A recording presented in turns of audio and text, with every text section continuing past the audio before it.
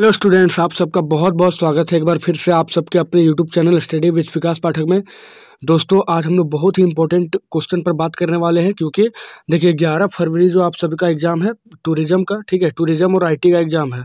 तो tourism and hospitality जिनका भी वोकेशनल सब्जेक्ट होगा उनके लिए वीडियो बेहद खास है, क्योंकि इसमें हम लोग कुछ मोस्ट इंपॉर्टेंट, हमको लगता है कि 40 से 50 ऑब्जेक्टिव सवाल का बात करेंगे, जो बहुत ही इंपॉर्टेंट होगा आपके एग्जाम के लिए। डायरेक्ट आपको एग्जाम में देखने के लिए मिलेंगे, ठीक है, ये सारे सवाल, क्योंकि बहुत ज़्यादा इंपॉर्टेंट है ये सब सवाल, क्या है कि प्रीवियस ईयर में आया हुआ है और प्लस आगे आने के लिए बहुत ज़्यादा चांसेस हैं। तो चलिए हम लोग वीडियो को स्टार्ट करते हैं। जल्दी से जल्दी शेयर कर दीजिएगा और चलिए हम लोग देखते हैं कौन कौन सा क्वेश्चन है यहाँ पे, ठीक है। तो फाइनली अब जैक बोर्ड की तरफ से 11 फरवरी से ही एग्जाम चालू होने वाला है और 11 फरवरी को आप सबका एग्जाम वोकेशनल सब्जेक्ट है। तो चलिए हम लोग देखते हैं टूरिज्म का क्वेश्चन। पहला क्वेश्चन बोला गया बच्चों कि पर्यटन का मध्यस्थ क्या होता है। पर्यटन का जो है मध्यस्थ यहाँ पर क्या होता है पर्यटन का, ठीक है, यानी कि मीडिएटर ऑफ टूरिज्म इज, तो भारतीय रेलवेज या बस कंडक्टर या ट्रेवल एजेंट या इनमें से कोई नहीं। तो देखिए पर्यटन का जो मध्यस्थ होता है यहाँ पर हो जाता है ट्रेवल एजेंट, यानी पहला का ऑप्शन नंबर 2 हो जाएगा। आगे क्वेश्चन है कि निम्न में कौन सा महापर्यटन कहलाता है। निम्न में कौन सा जो है यहाँ पर महापर्यटन कहलाता है। तो दोस्तों ऑप्शन है बड़ा पर्यटन, घरेलू पर्यटन, अंतर्राष्ट्रीय पर्यटन। तो ऑब्वियसली जाहिर सी बात है कि महापर्यटन जो होगा वो अंतर्राष्ट्रीय पर्यटन ही होगा, क्योंकि बड़ा पर्यटन का बात है तो अंतर्राष्ट्रीय पर्यटन बड़े पैमाने पर होगा। थर्ड क्वेश्चन जो बोला गया वो बोला गया जो ग्राहक अधिक समय तक ठहरना चाहता है उन्हें वरीयता देते हैं। तो जो ग्राहक जो बहुत ज़्यादा समय तक रहना चाहता है उसको आवासीय होटल में जगह मिलता है, ऑप्शन नंबर 3 हो जाएगा।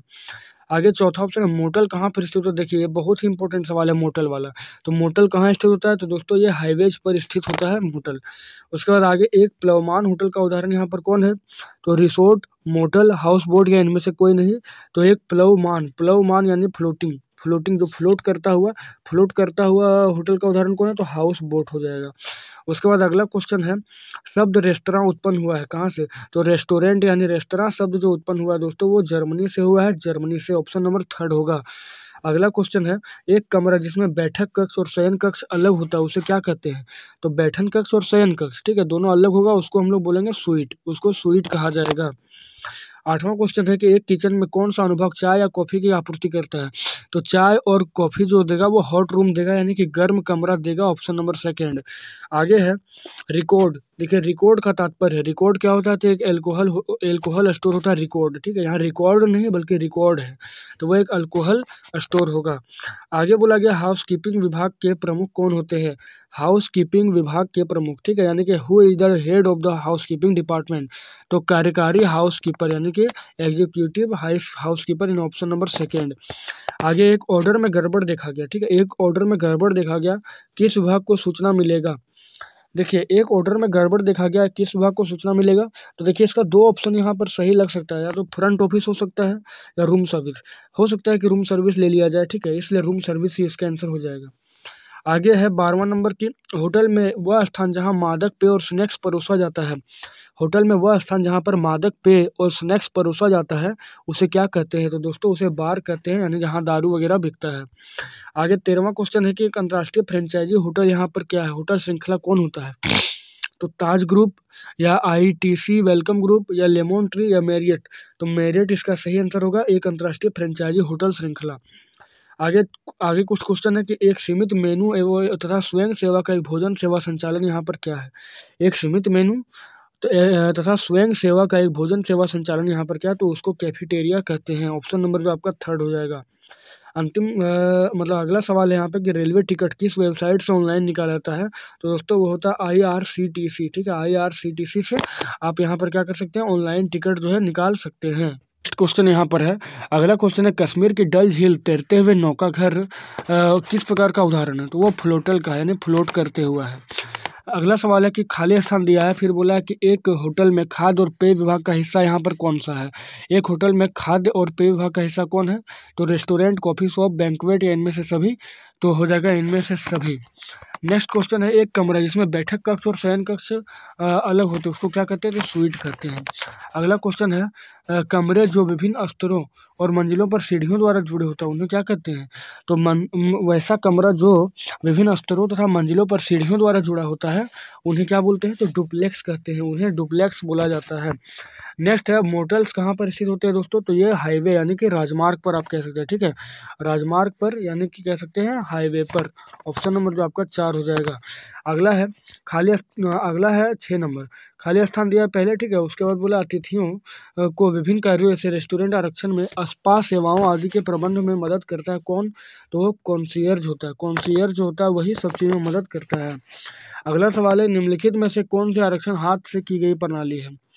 तो SABRE, उसके बाद विटनी प्रणाली, गैलीलियो CRS और वर्ल्ड स्पेन। तो विटनी प्रणाली जो होगा वो हाथों से किया गया आरक्षण प्रणाली होता है।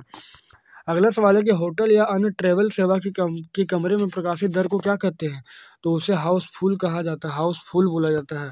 नेक्स्ट क्वेश्चन है, एक परिदृश्य जल निकाय या किसी अन्य सेवा दृश्य को देखने वाला कमरा यहाँ पर क्या होता है? तो उसको लेनल कहा जाता है, लेनल कहा जाता है। अगला क्वेश्चन है कि एक ही दिशा में हस्तांतरित जानकारी को क्या कहते हैं? एक ही दिशा में हस्तांतरित जानकारी को क्या कहते हैं? तो दोस्तों ऑप्शन है यहाँ पर अनौपचारिक संचार, औपचारिक संचार, वन वे संचार या टू वे संचार। तो एक ही दिशा में अगर होगा तो उसको वन वे संचार कहा जाएगा। अगला क्वेश्चन, यदि आप 5 सितारा होटल में रह रहे हैं तो आप हैं क्या हैं? तो बड़ा बजट के पर्यटक, यानी कि आपके पास ज़्यादा बजट है तभी तो आप 5 स्टार होटल में रह रहे हैं। उसके बाद अगला सवाल है, धर्मशाला उपयुक्त होता है? तो धर्मशाला दोस्तों उपयुक्त है कम आय के परिवार के लिए, ठीक है। कम आय अगर जिसके पास कम इनकम है तो धर्मशाला अगर ले लेता है तो भी सही हो सकता है। आप देखते होंगे शादी विवाह में क्या होता है कि धर्मशाला बुकिंग किया जाता है। फिर आगे, एक ही बेडरूम में मेहमान को दिए गए ग्लास की संख्या कितनी होती है? तो एक ही बेडरूम में अगर मेहमान को दिया जाएगा ग्लास तो वो 2 हो जाएगा संख्या में। अगला, मेहमान एक बड़े होटल में प्रवेश कहाँ से करते हैं दोस्तों? तो वो होता है लॉबी से प्रवेश करता है। उसके बाद अगला सवाल है कि मर्दों का एक विकल्प प्रदान करने वाला मतलब क्या है? मर्दों का एक विकल्प प्रदान करने वाला मतलब यहाँ पर क्या है? तो आ ला कार्टे, ठीक है, आ ला कार्टे इसका सही आंसर हो जाएगा। नेक्स्ट यहाँ पे कुछ और सवाल है कि बीफ बोलो से जुड़े विवाद में किस रेस्टोरेंट की चेन शामिल थी? बीफ बोलो से जुड़े विवाद में यहाँ पर कौन सा जो है रेस्टोरेंट की चेन शामिल थी यहाँ पर? तो हो जाएगा केंटकी फ्राइड चिकन यानी ऑप्शन नंबर 3। उसके बाद नेक्स्ट क्वेश्चन है, 4 सितारा और 5 सितारा होटल में इलेक्ट्रॉनिक केटली यहाँ पर क्यों उपलब्ध कराई जाती है? 4 सितारा और 5 स्टार मतलब कि 4 स्टार और 5 स्टार होटल में इलेक्ट्रिक केटली क्यों उपलब्ध कराई जाती है? इलेक्ट्रिक केटली इसलिए उपलब्ध होती है यहाँ पर कि ताकि मेहमान जो है ताकि वे खुद चाय या कॉफ़ी बना सके, अगला सवाल है कि एक डुप्लेक्स कमरा है जिसमें एक डुप्लेक्स कमरा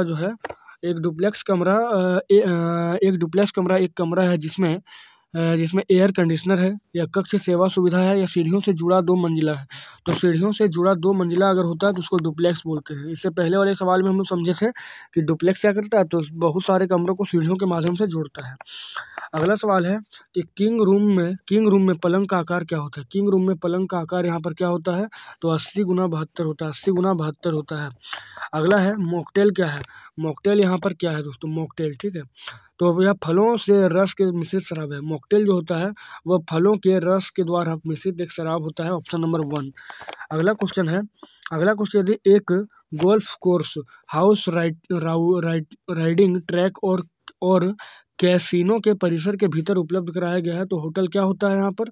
तो वो होटल जो दोस्तों होता है वो मोटल होता है, ऑप्शन नंबर आपका 3 हो जाएगा, मोटल। नेक्स्ट क्वेश्चन बोला गया कि श्रेणीबद्ध अनुक्रम की पहचान करें, मतलब श्रेणी से आपको पहचानना है, ठीक है। तो सेफ डी, फिर कुजीन, फिर सॉस सेफ डी या पार्टी, नहीं ये नहीं होगा। ऑप्शन नंबर आपका 2 हो जाएगा, सेफ डी, पहले सेफ डी फिर पार्टी फिर सेफ डी, उसके बाद आप कैसे कुजीन और फिर सॉस सेफ, ठीक है, सॉस सेफ यानी कि ऑप्शन नंबर आपका 2 हो जाएगा। नेक्स्ट हम लोग देखेंगे मामूली बोर्डिंग और लॉजिंग सुविधाओं के साथ आकार में छोटा होटल जाना जाता है। मामूली बोर्डिंग और लॉजिंग सुविधाओं के साथ आकार में छोटा होटल क्या माना जाता है? छोटा होटल जो है यहाँ पर क्या माना जाता है? तो डाउन टाउन होटल, उसको कहते हैं डाउन टाउन होटल। नेक्स्ट है कि होटल ताज मुंबई के संस्थापक कौन थे? तो होटल ताज मुंबई के संस्थापक जो थे वो जमशेदजी टाटा थे। होटल ताज मुंबई के संस्थापक यहाँ पर कौन थे? तो जमशेदजी टाटा। उनको भी नहीं लगा। अगला क्वेश्चन है कि ओबराय ग्रुप के होटल चेन के संस्थापक का नाम क्या है? ओबराय ग्रुप के होटल चेन के संस्थापक का नाम क्या है? तो महिपाल सिंह ओबराय। ठीक है, ऑप्शन नंबर आपका सेकंड हो जाएगा, महिपाल सिंह ओबराय।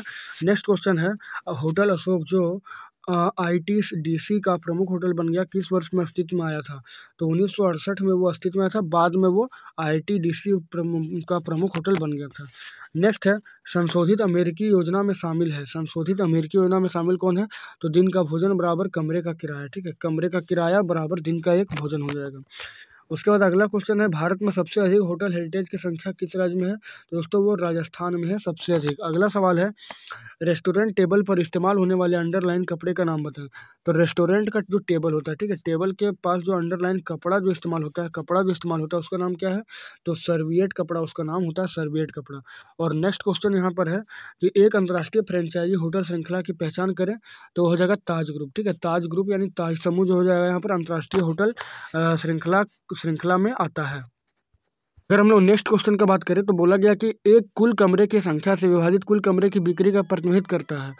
कुल कमरे की संख्या से विभाजित कुल कमरे की बिक्री का प्रतिनिधित्व यहाँ पर कौन करता है? तो औसत दैनिक दर हो जाएगा सही आंसर। कमरा प्रभाग में निम्नलिखित में से कौन एक शामिल है? कमरा प्रभाग में तो दरबान, साफ सफाई, अतिथि सेवाएं और सभी। तो इसका हो जाएगा इनमें से सभी। नेक्स्ट क्वेश्चन बोला गया है कि द्वारपाल यानी कंसीयर्ज रिपोर्ट किस विभाग को प्रदान की जाती है? कंसीयर्ज रिपोर्ट जो है किस विभाग को प्रदान की जाती थी? तो फ्रंट कार्यालय को यह प्रदान किया जाता है। अगला क्वेश्चन है कि निम्नलिखित में से कौन सा फ्रंट ऑफिस का कार्य यहाँ पर नहीं है? फ्रंट ऑफिस का काम जो है यहाँ पर नहीं है। तो कमरे की बिक्री, सेवाएं प्रस्तावित करना, मेल, फैक्स, संदेश आदि भेजना, इनमें से सभी। तो इनमें से सभी जो हो जाएगा इसका हो जाएगा सही आंसर। आगे है कि होटल अतिथि द्वारा दी गई सभी लंबी दूरी को कॉल के लिए शुल्क जोड़ते हैं। यह आमतौर पर कितना होता है? तो 50% इसका सही हो जाएगा। अगला क्वेश्चन है हाउस कीपिंग अटेंडेंट्स आमतौर पर एक शिफ्ट में कितने कमरों की सफाई और सेवा करते हैं? तो 12 से 14 इसका सही आंसर हो जाएगा। अगला है खाली स्थान दे दिया पहले और बोला है कि एक होटल से कमरे की दर से तलबिद उद्धरण के रूप में किया जाता है। तो इसका सही आंसर जो होगा वो रैक दर हो जाएगा, रैक दर। अगला है खाली स्थान दिया पहले, फिर बोला है होटल और उसके कॉरपोरेट ऑफिस को रूम इन्वेंट्री तक पहुंचने के साथ आरक्षण करने की अनुमति यहाँ पर कौन देता है? तो वो हो जाएगा द्वारपाल यानी कि कंसीयर्ज। नेक्स्ट क्वेश्चन है कि निम्नलिखित में से कौन रसोई के संचालन में सबसे महत्वपूर्ण लागत का प्रतिनिधित्व करता है सबसे अधिक? तो हो जाएगा पोशाक, सबसे इम्पोर्टेंट है पोशाक। फिर है खाद्य और पेय विभाग अक्सर अपने प्रचालन से कितने % लाभ की गुंजाइश का योगदान रखता है? कितने % लाभ का गुंजाइश रहता है? तो 25 से 30% के आसपास। फिर बोला गया है होटल अशोक दिल्ली में कहाँ पर स्थित है? होटल अशोक दिल्ली में कहाँ पर स्थित है? तो Jorbagh, new friends colony, Sundarbagh, इनमें से कोई नहीं। तो ये हो जाएगा इनमें से कोई नहीं, क्योंकि होटल अशोक जो है वो चाणक्यपुरी जो है ना दोस्तों, चाणक्यपुरी में ये अवस्थित है, इसलिए कोई आंसर यहाँ पर सही नहीं होगा। फिर बोला कि मेहमान बड़े होटल में कहाँ से प्रवेश करते हैं? तो वो लॉबी हो जाएगा, लॉबी से प्रवेश करते हैं। अगला सवाल है निम्नलिखित में से कौन खाना और पेय के निदेशक को प्राथमिक जिम्मेदारी से नहीं है? खाना और पेय से जिम्मेदारी यहाँ पर अतिथि की अपेक्षा को बढ़ाना। ऑप्शन नंबर 2 हो जाएगा अतिथि की अपेक्षा को बढ़ाना। अगला क्वेश्चन यहाँ पर है, अगला क्वेश्चन तो यहाँ पर नहीं है दोस्तों, ठीक है। तो चलिए ये दोस्तों ये था सबसे इम्पोर्टेंट कुछ क्वेश्चन जो आपका 11 फरवरी के एग्जाम के लिए काफ़ी ज़्यादा इंपॉर्टेंट है, क्योंकि यहाँ टूरिज्म और हॉस्पिटैलिटी जो पर्यटन और आतिथ्य होता है उसका एग्जाम होने वाला है, तो इसलिए ये क्वेश्चन सारे इंपॉर्टेंट थे। तो इसी प्रकार अच्छे वीडियो पाने के लिए हमारे चैनल को सब्सक्राइब करें और 2025 का जितने भी एग्जाम होगा, अभी हिंदी का, इंग्लिश का, मैथ का, साइंस का, सोशल, सबका एक धमाकेदार सॉल्यूशन पाने के लिए हमारे चैनल को जरूर सब्सक्राइब करें और बेल आइकन को प्रेस करें। चलिए दोस्तों मिलते हैं आपसे एक नेक्स्ट वीडियो में।